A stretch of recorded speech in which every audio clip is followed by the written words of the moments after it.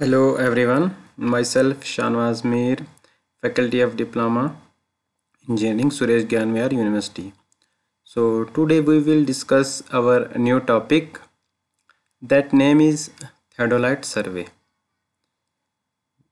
Theodolite Survey क्या होता है, उसके कौन कौन से कंपोनेंट्स हैं, कहाँ यूज़ होता है, उसका मेन पर्पज़ क्या है, किस इंस्ट्रूमेंट के साथ थेडोलाइट को सेटअप किया जाता है, किस कारण के लिए यूज़ किया जाता है।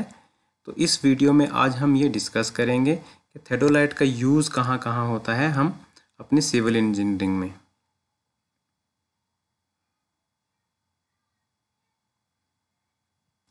तो फर्स्ट ऑफ ऑल थेडोलाइट की डेफिनेशन पे बात करते हैं। Theodolite survey, the system of surveying in which the angles are measured with the help of a theodolite, is called theodolite survey, or it is commonly used instrument for measuring horizontal and vertical angle. तो इसका जो मतलब हुआ कि theodolite वो एक ऐसा instrument है जो कि हम अपनी सर्वे में यूज़ करते हैं, किसकी मेज़रमेंट के लिए, फॉर मेजरिंग एंगल्स, चाहे वो वर्टिकल में हो या हॉरिजॉन्टल में हो। तो it's mean it is commonly used instrument for measuring horizontal and vertical angles. In other words we can say that theodolite is the most accurate instrument used mainly for measuring horizontal and vertical angles. It can also be used like for locating points on line, survey lines, finding the difference between 2 points, setting out ranging curve, etc. अब theodolite को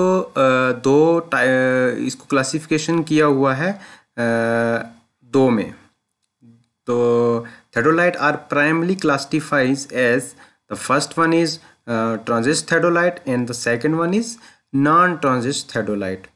अब हम बात करेंगे ट्रांजिस्ट theodolite कौन सा होता है और नॉन ट्रांजिस्ट theodolite कौन सा होता है। A theodolite is called to be a transist when its telescope can be like transited revolved through a complete revolution about its horizontal axis in the vertical plane, whereas in non-transist theodolite cannot be transmitted. The non-transist theodolite are inferior in utility and have now become obstacles. Then the theodolite is the most accurate surveying instrument mainly used for, जो theodolite है वो most ही accurate और एक सही instrument है जो कि हम यूज़ करते हैं। First point, measuring horizontal and vertical angle, जो कि हम इसको मेज़र करते हैं, इसमें हम हॉरिजॉन्टल एंगल भी मेज़र करते हैं और वर्टिकल एंगल भी मेज़र करते हैं। फिर locating points on a line, किसी भी लाइन पे हमें अगर पॉइंट्स को लोकेट करना हो तो वहाँ पे इसका यूज़ करते हैं। प्रोलॉन्गिंग सर्वे लाइंस को कनेक्ट करने के लिए यूज़ कर सकते हैं। फिर उसके बीच finding the difference of level, हमें अगर किसी भी लेवल का डिफरेंस फाइंड करना हो तो वहाँ पे यूज़ करते हैं। सेटिंग आउट ग्रेड्स में यूज़ करते हैं, रेंजिंग कर्व में यूज़ करते हैं, एंड देन लास्ट पे टेचोमेट्रिक सर्वे में यूज़ करते हैं किसका, थेडोलाइट का। तो बेसिकली जो थेडोलाइट का यूज़ है वो हम अपने सर्वे में पॉइंट्स को लोकेट करते हैं, हॉरिजॉन्टल और वर्टिकल एंगल को मेज़र करते हैं। देन नेक्स्ट आता है इसमें थेडोलाइट में कि हम थेडोलाइट की जो टेम्परेरी एडजस्टमेंट है थेडोलाइट का वो कैसे करते हैं। What are the temporary adjustment of theodolite. तो जो टेम्परेरी एडजस्टमेंट है इसमें 3-4 पॉइंट्स हैं। आपका सेंटरिंग है, लेवलिंग है, फोकसिंग है, एंड देन एसेंशियल पार्ट्स हैं जो थेडोलाइट के, जिसके बारे में हमें पता होना चाहिए। तो जो सबसे पहले फर्स्ट पॉइंट है उसमें है सेंटरिंग। अब सेंटरिंग में क्या होता है कि centring means bringing the vertical axis of the theodolite immediately over a station mark. कि हम थेडोलाइट को क्या करते हैं कि जब भी सेटअप करते हैं तो उसमें जो वर्टिकल एक्सिस है थेडोलाइट का, हम उसको तुरंत इसमें सेंटर में करते हैं। Then the station mark should be represented. फिर हम उसके बाद स्टेशन मार्क को रिप्रेजेंट करते हैं by well defined point such as end of a nail driven on the top of the peg. Peg की हेल्प से वहाँ पे हम स्टेशन को मार्क कर देते हैं। और intersection point of A cross marked at surface below the instrument.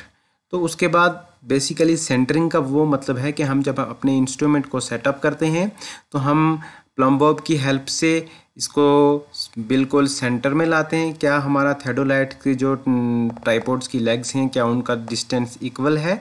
Then हम उसमें हम क्या करते हैं कि प्लम बॉब की हेल्प से इसमें सेंटरिंग करके फिर पेग को स्टेशन मार्क करते हैं।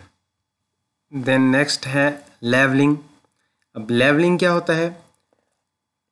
लेवलिंग मीन के having centre and approximately levelled the instrument it is accurate leveled with reference to the plate level by means of foot screw so that the vertical axis is made truly vertical to the level part। अब levels mean ये हुआ कि हम जो इसकी bubble tube है उसको centre में कर रखते हैं ताकि हमारा जो सेटअप है वो पूरे तरीके से लेवल है ताकि हम उस पर रीडिंग लेने को रेडी हैं।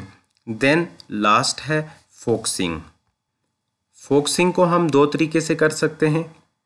द फर्स्ट वन है focusing of the eyepiece for distinct vision of the cross hair at diaphragm and then focusing the object glass for bringing the image of object into the plane of diaphragm. तो focusing का basically मतलब ये हुआ कि हम जब हमारा instrument centre हो जाता है लेवल हो जाता है तो उसके बाद हम इसको क्या करते हैं फोकसिंग करते हैं। मतलब कि हम किसी चीज़ को फोकस करते हैं, जैसे हमने कुछ सेटअप किया हो या आगे कोई पॉइंट्स को मार्क्स किया हो तो उसमें हम इसको फोकस करते हैं। किसकी हेल्प से? आई पीस की हेल्प से। क्या कि जो हम जिसको हम देखना चाह रहे हैं, जो हम रीडिंग लेना चाह रहे हैं वो विजिबल है या नहीं, वो हमें दिखाई दे रही है नहीं, तो वो किसकी हेल्प से करते हैं? फोकसिंग से with the help of eyepiece and cross hairs. ये एक एग्जांपल है थेडोलाइट के जिसमें बताया जा रहा है कि जो असेंशियल पार्ट्स हैं थेडोलाइट के वो कौन कौन से हैं। तो सबसे पहले जो थेडोलाइट्स के पार्ट्स में बता देता हूँ आपको।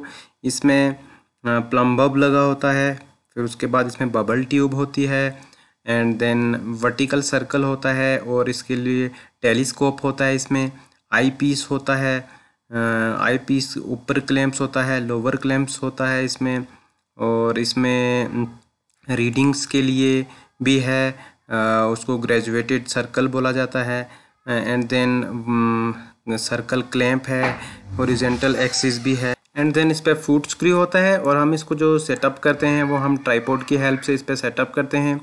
ट्राइपॉड को सेटअप करने के बाद फिर हम इसकी सबसे पहले सेंटरिंग करते हैं, देन लेवलिंग करते हैं और उसके बाद फिर हम फोकसिंग करते हैं। जब ये सब हो जाता है तो फिर हम इस पर परमानेंट एडजस्टमेंट करते हैं जिसमें क्या हो जाता है कि हम रीडिंग और रिकॉर्डिंग्स का काम करते हैं और मेज़रमेंट लेते हैं हॉरिजॉन्टल और वर्टिकल एंगल्स की। देन नेक्स्ट है measurement of horizontal angle. Horizontal angle को मेज़रमेंट किया जाता है दो मेथड से। जो पहला मेथड है वो आपका रेपिटेशन मेथड है एंड देन उसके बाद सेकंड मेथड है, उसमें हम उस मेथड को हम रिट्रेशन मेथड कहते हैं। तो रेपिटेशन मेथड कौन सा मेथड है? This method is used for accurate work. In this method the same angle is added several times mechanically and the correct value of the angle is obtained by dividing the accumulate reading by none of the repetition. The number of repetition made in this method is 6, 3 with face left and 3 with face right. In this way angles can be measured to a fine degree of accuracy than that obtainable with the least count of verniers. It's mean जो हमारा repetition method है वो बहुत ही accurate method है। इस method में हम क्या करते हैं कि बहुत सारे एंगल को ऐड किया जाता है बहुत बार, और एक फिर करेक्ट एंगल जब हमें मिल जाता है तो हम उसको फिर क्या करते हैं रीडिंग्स लेते हैं। तो इसमें जो नंबर ऑफ़ रेपिटेशंस होता है वो 6 टाइम्स होता है, 3 लेफ़्ट से होता है और 3 राइट से होता है। और जब हमें एक एक्यूरेसी फाइन डिग्री एंगल पे हमें जब एंगल मिल जाता है तो वो हम फिर उसको उसकी रिकॉर्डिंग कर लेते हैं। This is called the repetition method process. जैसे कि मैं आपको एक थोड़ा सा ब्रीफ में कुछ पॉइंट्स हैं वो बता देता हूँ कि कैसे ये किया जाता है। सबसे पहले हम क्या करते हैं कि set up the theodolite at station P. हम थेडोलाइट को क्या करते हैं कि किसी भी पी स्टेशन पे सेटअप करते हैं and level it accurately. Then उसके बाद हम इसको लेवल करते हैं अच्छे से एंड फिर उसके बाद सेंटरिंग सेंटरिंग लेवलिंग होने के बाद हम क्या करते हैं कि दूसरे set the vernier A to 0 और 360 डिग्री। जो हमारा वर्नियर स्केल है उसको हम सेट करते हैं 0 पे या 360 डिग्री पे by using the upper clamp. जैसे मैंने तुम्हें बताया था उसमें कि अपर क्लैंप्स की हेल्प से हम इसको क्या करते हैं और जो टेंजेंट स्क्रू होते हैं उनकी हेल्प से हम इसको क्या करते हैं अपने वर्नियर स्केल को 0 से लेके 360 डिग्री पे फिक्स करते हैं। देन उसके बाद हम क्या करते हैं लोअर क्लैंप को लूज करते हैं, direct the telescope to left hand object and bisect a exact by using lower clamp in its tangent screw. फिर हम उसके बाद अपने लोअर क्लैंप को लूज करके टेलीस्कोप की हेल्प से एक एग्जैक्टली फिर एंगल ले लेते हैं, जिससे हम उसको क्या करते हैं अपनी रिकॉर्ड बुक पे नोट करते हैं। मेजरमेंट ऑफ हॉरिजॉन्टल एंगल में जो दूसरा मेथड है हॉरिजॉन्टल एंगल को मेजर करने का वो है रिट्रेशन मेथड। रिट्रेशन मेथड में क्या होता है कि this method is another precise and comparatively less tedious method of measuring the horizontal angles. So basically it is generally preferred when several angles are to be measured at a particular station. This method is consist in measuring several angles successively and finally closing the horizon at the starting point. The final result of the vernier should be same as it is in initial reading. Suppose in this figure it is required to measure the angle AOB and BOC and COD. Then to measure these angle by retraction method. First point में हम क्या करेंगे कि set up the instrument over station O and level it accurately. Then set the vernier A पे हमें vernier को set करना पड़ेगा और 0 to 360 degree by using upper clamp and it is tangent screw. Then third point में हम क्या करेंगे direct the telescope to some well defined object. हम अपने टेलीस्कोप को सेट करेंगे। Then station point A which is known as the reference object and bisect it accurately. हम इसको बाइसेक्ट करेंगे अच्छे से using the lower clamp with the help of lower clamp to the tangent screw. Check the reading at vernier A. Then we have to check the reading at A point, which should still be 0 or 360 degree, and we have to note the reading at vernier point B. Similarly, bisect C and D successively. Read both vernier at each bisection. Find the values of like angles BOC and COD. Then finally close the horizon by sighting the reference object P. We have to take the station as reference point P or the station point A. Then the vernier A should now read 360 degree. If not, then you have to note down the error. This error due to slip. Then we have to change the face of the instrument. Set the vernier A to reading other than 0 degree, say 60 degree or 90 degree.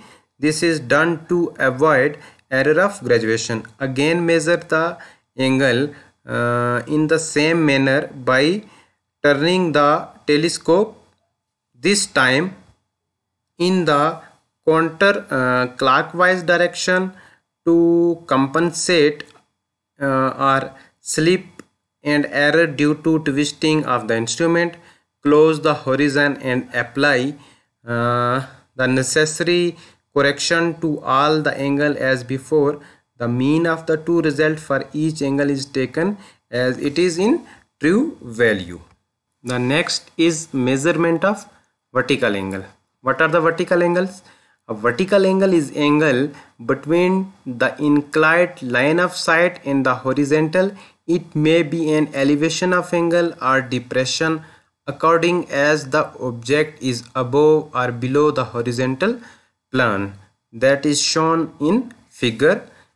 See the vertical angle of any sight, that is shown like angle AOB, again angle AOB. There are three figures which shown the vertical angles of a theodolite survey. So what are the uses of theodolites? The uses of theodolites are as follow. Theodolite used for many purposes, but mainly it is used for measuring angles, scaling points of construction work, for example to determine highway points, huge building. theodolites are used. जो theodolite का हम use करते हैं वो बहुत सारे purpose के लिए हम यूज़ कर सकते हैं, बट मेनली इसको यूज़ किया जाता है एंगल मेज़र करने के लिए, स्केलिंग पॉइंट कंस्ट्रक्शन को मार्किंग करने के लिए, और हाईवे के पॉइंट्स, ह्यूज बिल्डिंग के पॉइंट्स को हम क्या करते हैं, डिटरमाइन करते हैं. तो first point, to measure vertical and horizontal angle. As I earlier told you कि जो theodolite है उसका हम यूज़ जो है वो वर्टिकल और हॉरिजॉन्टल एंगल में कर सकते हैं. देन हम उसको किसी भी स्ट्रेट लाइन के पॉइंट्स को मेज़र करने के लिए, डिटरमाइन करने के लिए यूज़ कर सकते हैं, और सर्वे लाइन को एक्सटेंड करते हैं. फिर किसी भी पॉइंट्स के दो पॉइंट्स को हम जब उनको कनेक्ट करते हैं या इंटरसेक्ट करते हैं, वहाँ पे हम theodolite का यूज़ कर सकते हैं. Then next, adjustment of theodolite. Adjustment में दो टाइप्स की होती है, जैसे कि टेम्परेरी हमने पढ़ ली, और देन उसके बाद आती है परमानेंट एडजस्टमेंट. परमानेंट एडजस्टमेंट क्या होता है? The permanent adjustments in case of A theodolites are, the first point is adjust of a horizontal plate level, then second point collimation adjust, then horizontal axis adjust. First point में है the axis of the plate level must be perpendicular to the vertical axis. जो adjustment of horizontal plate level है वो ज़रूरी है कि वो perpendicular होनी चाहिए किसके, वर्टिकल एक्सिस के. देन उसके बाद जो कोलिमेशन वाला प्रोसेस है, लाइन ऑफ कोलिमेशन या लाइन ऑफ इंटरसेक्शन है, वो शुड बी क्या कोइंसाइड होनी चाहिए, किसके बराबर होनी चाहिए, एक्सिस ऑफ टेलीस्कोप के, and the axis of objective slide should be at right angle to the horizontal axis. जो कोलिमेशन एडजस्टमेंट है वो बिल्कुल कोइंसाइड होनी चाहिए टेलीस्कोप के, और राइट एंगल होनी चाहिए हॉरिजॉन्टल एक्सिस के. देन थर्ड में है horizontal axis adjustment. Horizontal axis adjustment भी परपेंडिकुलर होना चाहिए वर्टिकल एक्सिस के, तभी हम परमानेंट एडजस्टमेंट हो सकती है. परमानेंट एडजस्टमेंट में हम बेसिकली जो रीडिंग्स लेते हैं और रिकॉर्ड करते हैं उसको नोटबुक के, ये उसमें काम आता है परमानेंट. और टेम्परेरी एडजस्टमेंट हम अपने इंस्ट्रूमेंट को सेटअप जब करते हैं तब उसके काम आता है temporary adjustment. So it is clear that temporary adjustment is used for temporary adjustment, and the permanent adjustment used for we have to take the readings of a particular area by the permanent adjustment. Then next है sources of error in theodolite work. कौन कौन से errors होते हैं, पाए जाते हैं किसमें, theodolite में? तो इसमें भी तीन टाइप्स के एरर होते हैं. इंस्ट्रूमेंटल एरर होते हैं, पर्सनल एरर होते हैं, एंड देन नेचुरल एरर होते हैं. तो इंस्ट्रूमेंटल एरर कौन से होते हैं? Non adjustment of plate bubble, line of collimation not being perpendicular to the horizontal axis, horizontal axis not being perpendicular to vertical axis, line of collimation not being parallel to axis of telescope, eccentricity of inner and outer axis, graduation not being uniform, and then vernier being eccentric. तो basically instrumental error वो error होते हैं कि कुछ भी ऐसा कारण हो कि जिसमें इंस्ट्रूमेंट हमारा ख़राब हो, उसकी प्लेट लेवल या बबल ट्यूब या उसके कुछ जो वर्नियर स्केल होता है जहाँ से हम रीडिंग लेते हैं वो एक्यूरेट ना हो, ठीक है। तो वो सब मतलब कोई भी एरर जो इंस्ट्रूमेंट की वजह से आए वो सब इंस्ट्रूमेंटल एरर में आता है। देन है आपका सेकंड नंबर पे ऑब्जर्वेशनल एरर। ऑब्जर्वेशनल एरर वो एरर होता है inaccurate centring. This is very common error and it is introduced in all angles measured at a given station. Its magnitude depend upon the length of sight. It varies inversely as the length. Inaccurate centering, slip, working wrong tangent, parallax, inaccurate bisection and other error includes in observational errors.